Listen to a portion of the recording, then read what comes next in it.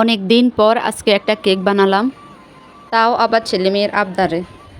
আমার বাসরের ছেলে এসেছে আমাদের বাসায় বেড়াতে, তো এই কারণে আমার ছেলে বলে আর কি, ভাইয়ের জন্য একটা কেক বানাও, তুমি তো কেক বানাতে পারো। কিন্তু আমার ছোট মেয়ে সিনথিয়া এত দুষ্টামি করে, এই কারণে আসলে আমি এখন আর কেক বানাই না।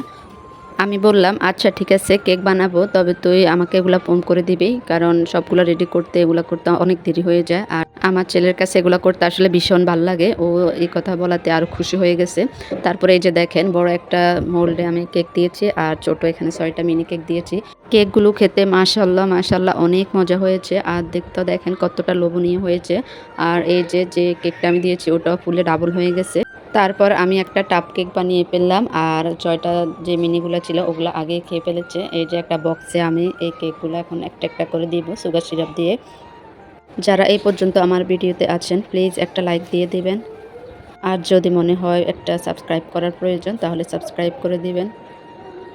এই যে আমি এক একটা পার্ট করে দিচ্ছি, আর এই ক্রিমগুলো দিচ্ছি। এই ক্রিমগুলো হুইপ ক্রিম এগুলো আমার ছেলে করে দিয়েছে, ওর আসলে এগুলো করতে ভালো লাগে, আর আমারও একটু কাজে কমে। পুরো ভিডিওটা দেখতে থাকেন, আশা করি আপনাদের কাছে ভালো লাগবে।